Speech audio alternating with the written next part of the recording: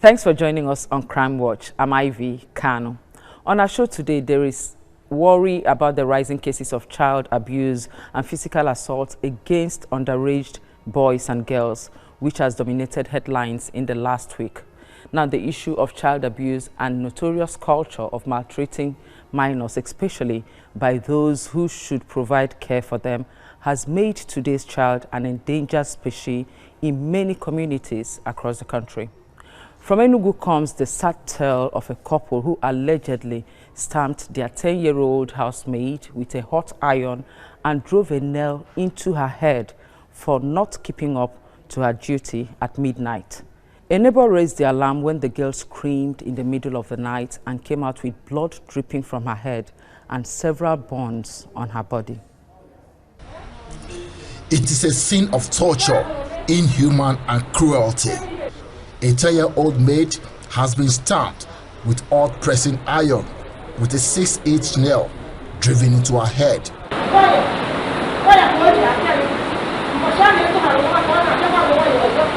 The incident that got the attention of the state government and the coalition of civil society organizations who are now calling for justice for the daughter of a widow with 4 children. We frown so much against that story because we heard the child is only but 10, which means she really cannot take decisions for herself. Parading the suspects, the Commissioner of Police narrates the incident that led to the arrest of the couple, who was later arraigned at a magistrate court.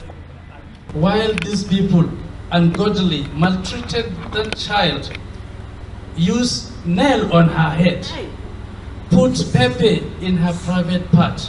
A mild drama ensued between the duo as the couple openly accused themselves of complicity before the state police commissioner.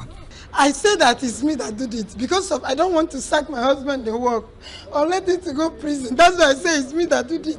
But the person that did that thing is him. Any injury you saw on that girl's body, it's my woman that did that. I did not inflicted any injury. What about the iron you put on her back? An iron. I used iron to threaten her, but I did not inflicted any injury. The state government has ordered the girl to be moved to a state medical facility with a promise to offset her bills and place her on life scholarship. The government of Enugu State from today will take over the medical facility, medical bill, everything concerning this girl, and the government of Enugu State is giving this girl scholarship to any level she wants to go to. She has improved a lot, and her chances of full recovery are high. Members of civil society organizations in the state are demanding for justice. The last straw that led them to driving a nail or drilling a nail into her skull was the fact that they said that they gave her a baby to carry, well, almost close to midnight. It's a shame. It's such an ugly phenomenon that shames humanity because it brings out the beast in humanity. It brings out the beast in human beings, some human beings. The people of Akodiawa community in Enugu local government area of Enugu State, who are kinsmen of the Maid's parents, they have taken up the responsibility of caring for the widow and the girl's siblings. There's nobody in Akodiawa that is not bothered about what is happening. So once we're through with this conference, we will report back. The issue at hand is a scene of torture, inhuman acts, and cruelty for someone to allegedly drive nail into the skull of a fellow human being. That's why parents are therefore advised to ensure they limit childbearing to a number they will have capacity to train as part of measures to reduce the rising cases of domestic violence in the country. NAPTIP 2017 data analysis revealed that out of 98 reported cases of employment of child domestic workers and inflicting grievous harms, 16 were fully investigated. The matter has been adjourned to 10th of August, while the couple are currently remanded at the Nsukka Correctional Facility. Yet another case of child abuse in Kaduna State, where a magistrate court has denied the bail request of Yemi Awolola, who is alleged to have tortured a 14-year-old girl, Princess Michael, under her care. Now, the woman and her 2 children allegedly tortured Princess whom she had taken from an internally displaced persons camp with a promise to send her to school. For the 15 months that Princess stayed with them, it is alleged that she was consistently abused, made to sleep in the restroom, and oftentimes forced to drink pepper, which Mrs. Yemi rubbed on her body. The Chief Magistrate, Bashir Shitu, granted bail to her daughters, whom are being tried for conspiracy on the ground that they are minors. They were arraigned on a 3-count charge of voluntary inflicting of body pains, conspiracy, and cruelty. The accused person pleaded guilty to all the charges, but was denied bail and remanded in police custody. The perpetrator who burnt her house help using a lighter in her private part was arraigned in court in company of 2 other perpetrators who are minors, who held her for their mother to be able to use lighter in burning the girl's private part and her back, her buttocks. What this woman has done is a shame to every woman, is a shame to every mother, it's a shame to every human being. No human being should exist to inflict such torture on anybody, especially not a child. So we're happy that this has happened and the case has been adjourned.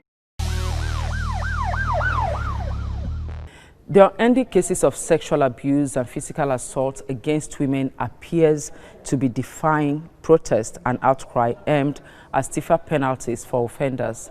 What is even more worrying is that those who should provide succor to victims are joining the long list of accused persons.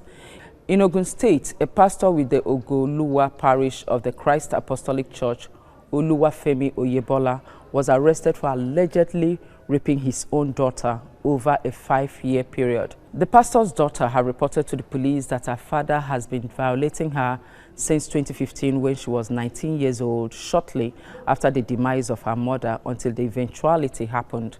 She got pregnant 3 times and had abortions. It was a harvest of criminal suspects in Ogun State.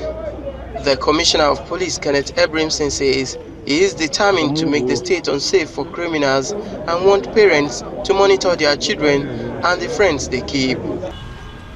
We have tried to live up to our expectation to ensure that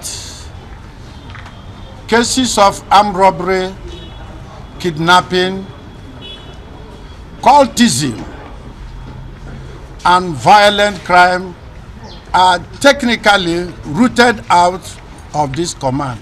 I no get work, money to do business. She dey hear me. Nothing will happen with that. I stop sometimes, sir. Complete 2 years, sir. I go to driving motor, Kabu.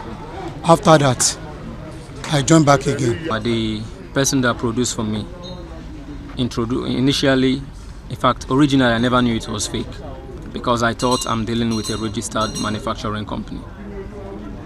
Until when I get there, when they called me on a rush, police raid them. They called me on a rush that I should come and collect what I paid for. Getting there, they gave me this. I had argument with them that they're supposed to give me finished products and not this. The pressure was too much. I had to take them. So from there, I was coming back to my house, getting to the house the next day or thereabout. I don't know if it's a setup or something. Police people came to my house. They told me they want to check. They checked and they found them. A pastor who was accused of having sexual relationship with his daughter was also paraded by the police. Great mistake occurred 2017. I don't carry my daughter to hospital for abortion. I don't know what is called that. The mistake that I made, I slept with my daughter 2017. That is it. So God, you will not fall. You will not fall. Nobody above devil temptation.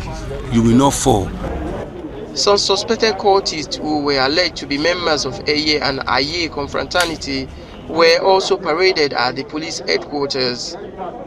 With the harvest of suspected criminals in Ogun State, the police say it will continue to give suspected criminals a hard chase and will not allow them to continue to hibernate in the state. They also urge residents to continue to support the police in ensuring that they are able to achieve the mandate given to them by the federal government.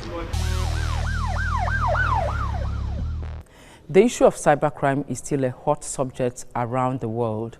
The recent arrest of high-profile criminal gangs involved in internet fraud will certainly serve as an object lesson for persons who want to make a living off the sweat of others. That will be when we come back.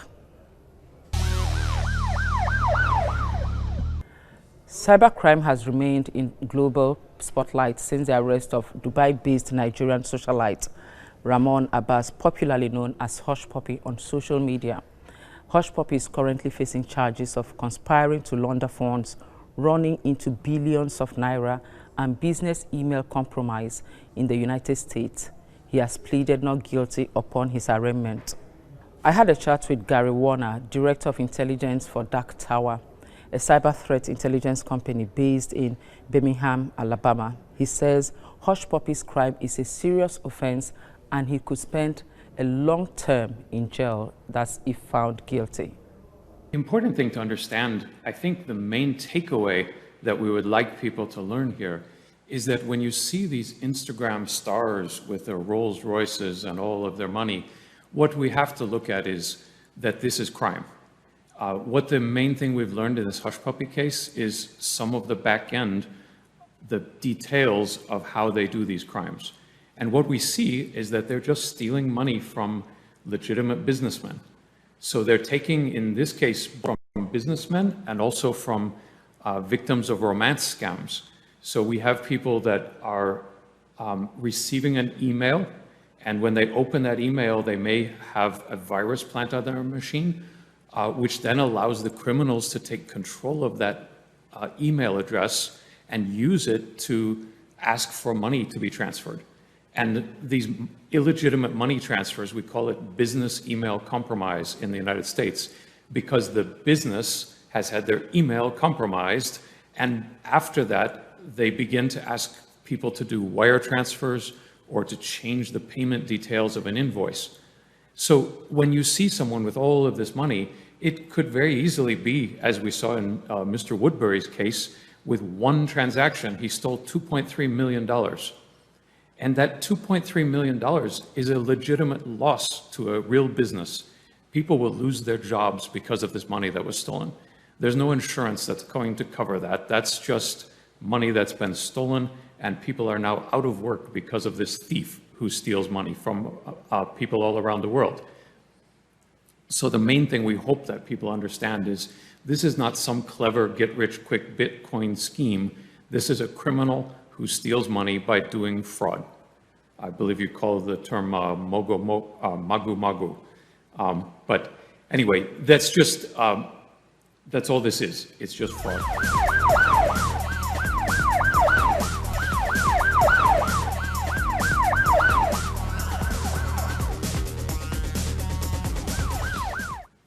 Now, as far as potential insider at the banks, we don't think this is very common on the American side.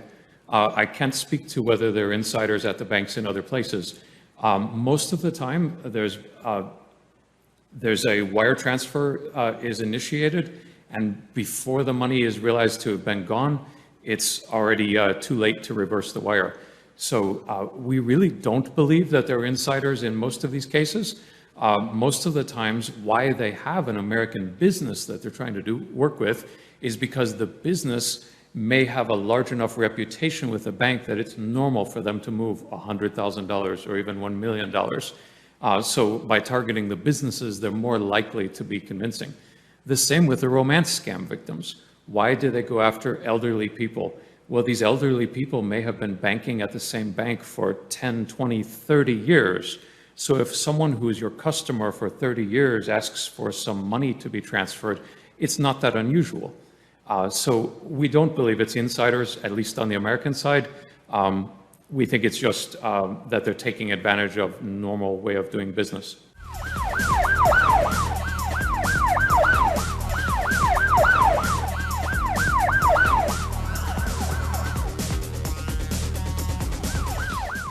Yeah, with regards to the charges that have been brought, we expect that the maximum sentence that would be received would be in the range of 20 years. Now, what's very common in the United States is that a criminal who has so many connections to other criminals may ask for a plea bargain where they will agree to plead guilty and receive a lesser sentence in exchange for turning over their criminal cohorts. And this is what we very commonly see, is that someone will say, oh, I don't want to do 20 years in prison. Could I plead guilty to a lesser charge? And maybe I only have to do 8 years in prison if I share with you the details of all of my criminals that I also work with. And so it's very common, we would expect this will be the case with this case, that the prosecutors may say, look, you have hundreds of criminals you're doing business with. We want all of their names, all of their telephone numbers, all of their details of what crimes you know they have committed. And if the criminal, such as Hush Puppy or Mr. Woodbury, chooses to share these details, it's very likely that they could get a lesser sentence. But I think because of the magnitude of amount of money that was stolen, they're going to get at least 8 years, but quite possibly the full 20 years.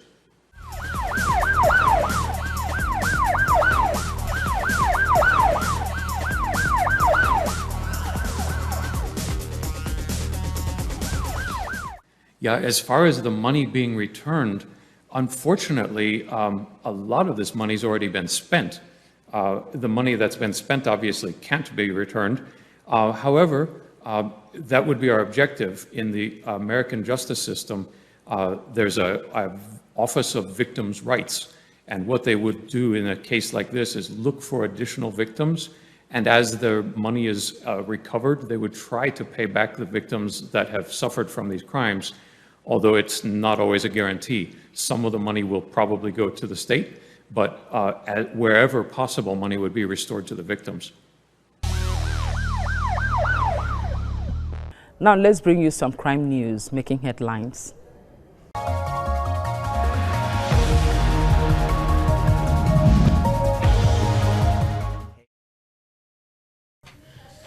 The police in Lagos has rescued a U.S. citizen who was detained for more than a year by one Chukwuebuka Obiaku, a Nigerian she met on Facebook.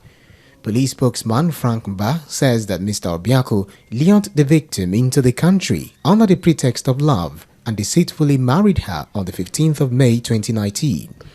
He also forcefully collected and took control of her credit and debit cards as well as the operation of her bank accounts. Upon investigation, it was revealed that the suspect is a graduate of business administration and management and an internet fraudster who has defrauded many Nigerians. He will be prosecuted when investigations are concluded. A detachment of the Anti-Security Task Force of the police in Oyo State has killed the leader of the notorious gang 1 Million Boys, Biola Ibila, in the Kudeti area of Ibadan. He had been on the wanted list of security agents as is said to have led a gruesome attack resulting in the death of a rival gang leader, Moshood Kugbemi, in April.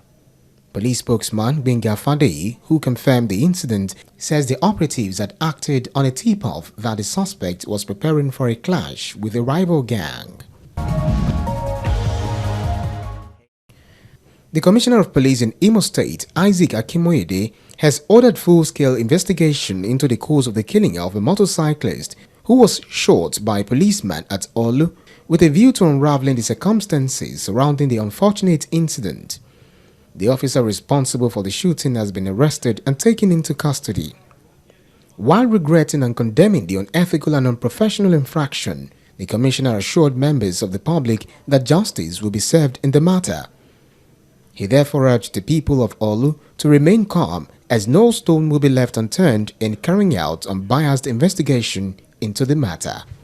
The justification of the use of firearms is important. In that circumstance, are they justified to use firearms? Investigation will prove. But what I'm assuring the public is that I will leave no stone unturned in order to get to the root of this incident, because there were insinuations from the public too that probably they asked for money from the cyclist, the man that was shot, and maybe it's argument over money or whatever. But the person that perpetrated the act is even in the custody. He has been arrested. I want to assure the members of the public once again that justice will be done in this matter.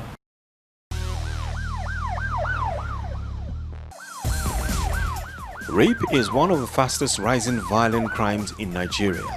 Here are some tips to prevent rape.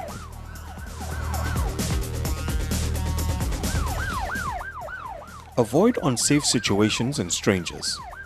If you are being followed, go to the nearest police station or any place with several people.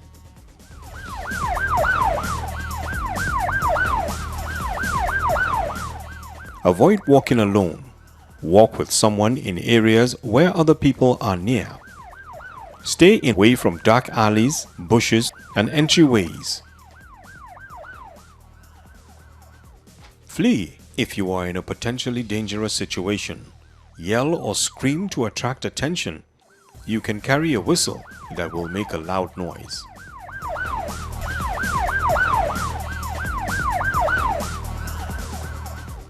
Engage in passive resistance by talking your way out of the situation, or active resistance by reacting to startle your attacker.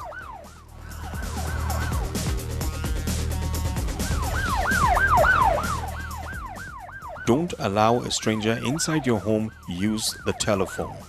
Leave the outside lights on at night and in more than one room.